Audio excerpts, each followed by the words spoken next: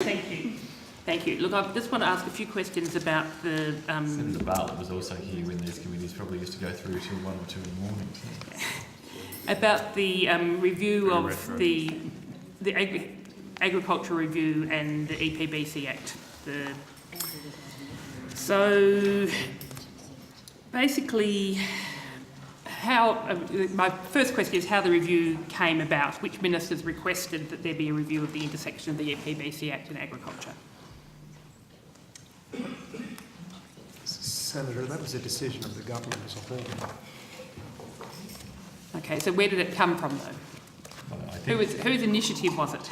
Well, Senator, I think if my memory is correct, this was a cabinet decision, and so it would have gone through the usual cabinet processes. But yeah. Okay, cabinet decision. How many landholders or agricultural stakeholders have taken the chance to make submissions so far? Bruce Edwards, Assistant Secretary, Policy and Reform Branch. Senator, the independent review is currently in the consultation period, so that started on the 7th of May and runs through to the 15th of June. That submission process is open for that entire period, so we haven't heard a report back at this date from the independent review about how many submissions she's received. Have you no indication at all? There's certainly been submissions, but no, I haven't been given a number at this stage. Okay. How many referrals under EPBC Act have been made by the agriculture sector, say, in the last 10 years? I've got some numbers here, Senator. It does get fuzzy over periods of time. So the figures I've got, and also about how you break down the sector, I should say. So we have around, the figure I have is 78 referrals that we would attribute to the agriculture sector since the commencement of the Act. When was the commencement of the Act? 2000, so 1999 is the Act. So 70 over the last 18 years. Yep. But I'd put some caveats around that figure because, again, you have to distinguish between sort of farm forestry activities, agriculture, agribusiness, and a range of categories. So to the best of my knowledge, that's the sort of vicinity that we're looking at. So does that 70, that includes farm forestry and agribusiness activities? No, this is our best distinction between what we would call, I suppose, land-based agriculture in a proper sense. So trying to exclude some of the farm forestry and large agribusiness developments. So right. That's the sort of ballpark we're looking at. Okay, and how does that 70 compare with other land management sectors or industries? It's relatively small compared to some other sectors. One of the key reasons there, of course, is that states and territories are the main regulators of agricultural activities such as land clearing and so on. So most, I suppose we have a lot of interactions with the agriculture sector. Not all those interactions convert to referrals under the Act, but what we know of is there's quite a bit of confusion and concern in that sector about when they do or don't need to interact with the EPBC Act. So the figures are an indication of how many people have gone through to that process, but they're not a great indication of our interaction with the sector. But can you give me a comparison? We've got 70 compared with how many other referrals under the Act? I don't have those figures, but we would... Sorry, I was just going to say, Senator, there have been over 6,000 referrals since the start of the Act. Certainly we'd have to take it on notice if you're asking for a sectoral breakdown of all of those referrals, like to draw out other sectors. We wouldn't have those figures with us tonight. Okay, 70 compared with 6,000 is what we're talking No, what about. I'm saying is that those 6,000 include things like commercial developments, residential developments. Yeah, no, but okay. That's the whole pile. Right. So what I'm saying is if you were looking for other land-based sectors that impact on the land, like mining, open-cut mining, for example, we'd have to take it on notice to see what the balance was across if you could, relevant sectors. Happy to do so. But given that agriculture covers more than 50% of Australia's land, that wouldn't, I think that 70 referrals would actually indicate that the agricultural sector is actually under-referenced or under-referred under the Act.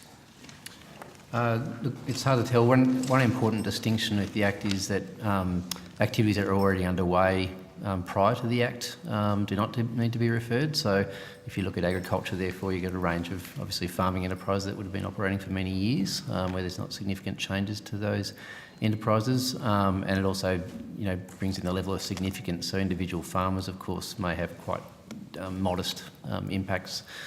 So it is hard to say whether that's to our best bet. We're seeing reasonable referrals, but to my earlier point, what we know is there's significant confusion in the agriculture sector about when they do or don't need to. So our interactions with that sector are much higher than that figure would suggest. Right, but I mean, would you suggest then that the outcome of the review is probably that we need farmers to be better equipped to make a referral and to know when to make a referral? I think that's a fair comment, Senator. So I think from our perspective, it would be great if we at least help with clarity.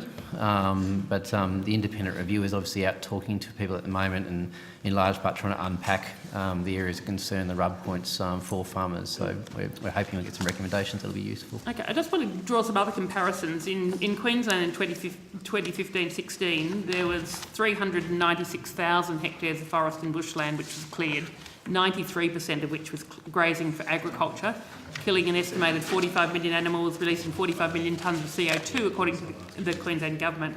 Can you tell us how many referrals for federal approval for deforestation and land clearing for agriculture were made under the EPBC Act that year? I'd have to take that on notice, Senator. Right, okay. I mean, I'm told that it was one.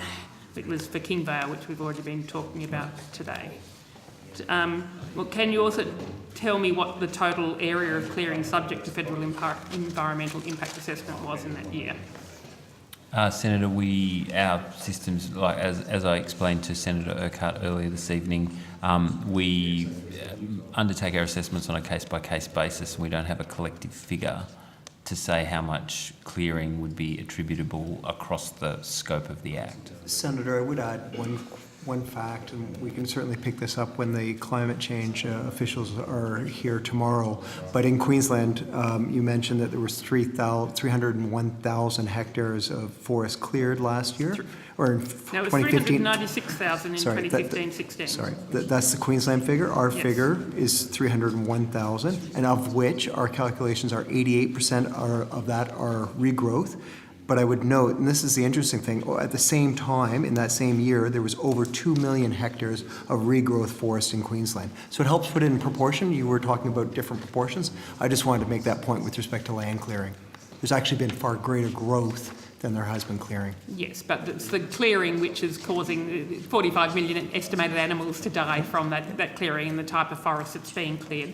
But I will move on. Can you tell us, in 2014-15, how many permits for so-called high-value agriculture granted by the Queensland Government were investigated by the Federal Department but not subject to formal environmental impact assessment?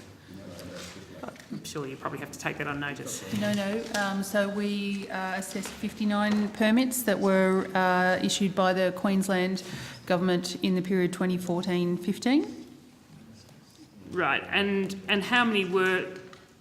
So they were investigated. How many were subject to formal environmental impact assessment? So out of that, we advised that the Act might apply to 7 of those permit holders, and a number of those, I think there's 4 that have now currently referred their proposal. And we also assessed that for 59 of those permit holders, the Act would not apply. And this is where my colleagues were saying earlier that Queensland Government's the primary regulator for land clearing in Queensland, and we only get involved in the assessments if there are impacts on matters of national environmental significance and that those impacts are significant.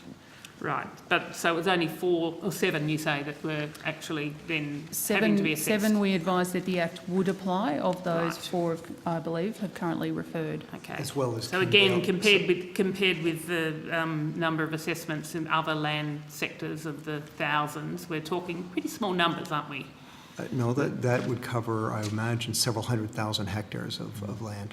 And I mean, I'm told that the high value ag permits investigated by the department in reef catchments, that there were only 3 that were formally assessed by the department. Is that correct? I think we've taken that on notice earlier in the session. And how many prosecutions for agricultural deforestation and land clearing in Queensland have been initiated by the department since 2012? To my knowledge, I don't think we have done any since 2012.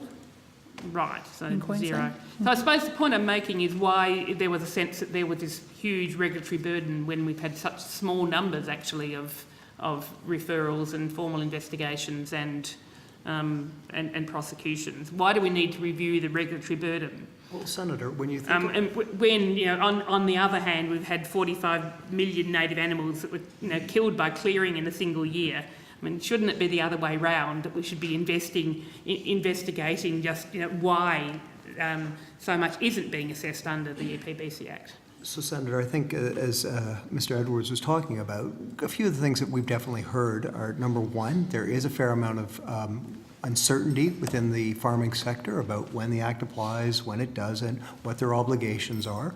And on top of that, if you think about your average farmer, it's hardly talking to BHP. They don't have a team of environmental officials and experts that can provide advice to the company about how to navigate the system. Generally, you have individual farmers trying to figure out what they need to do, and part of that is the complexity of our process. I mean, I quite frankly, I can take a look at our threatened species advice, or in particular our ecological communities advice, and it's quite difficult for farmers to determine whether that applies to them or not, and that's one of the things we want to try and clarify. I'm being called by rat, apparently, so I'd better go. Thank you. Thank you. Maybe, hey, it's, yeah, good old